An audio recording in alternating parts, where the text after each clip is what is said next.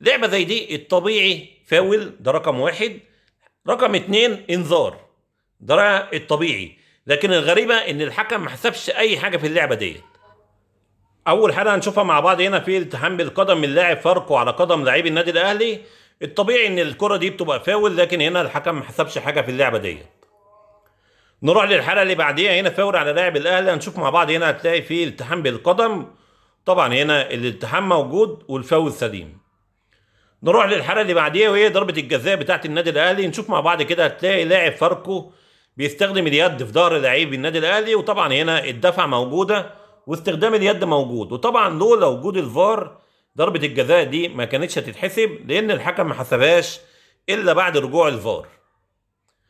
نروح للحلقه اللي بعديها، هنا فاول صالح لاعبي النادي الاهلي. هنشوف مع بعض هنا هتلاقي فيه التحام بالقدم من لاعب فاركو. لعبه زي ديت لازم يبقى معاه انذار، لان هنا في تعمد.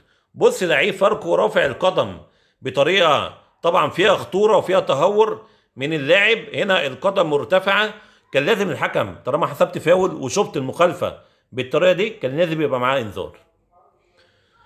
نروح للحلقه اللي بعديها، هنا فاول على لعيب فاركو. هنشوف مع بعض هنا هتلاقي برضو اللاعب رافع القدم لمستوى عالي، لكن هنا الحكم حسب المخالفه وادى اللاعب انذار، وطبعا هنا قرار الحكم قرار سليم. نروح للحلقه اللي بعديها، هنا فاول على لعيب الاهلي. هنشوف مع بعض هنا هتلاقي فيه التحام بالقدم، وطبعا هنا الالتحام موجود والفاول سليم. نروح للحلقه اللي بعديها. الحلقه دي غريبه جدا، هنا في تدخل بقوه من لاعب فاركو على قدم لعيب النادي الاهلي زي ما احنا ما شايفين مع بعض. لعبه زي دي الطبيعي فاول، ده رقم واحد. رقم اتنين انذار، ده الطبيعي. لكن الغريبه ان الحكم ما حسبش اي حاجه في اللعبه دي.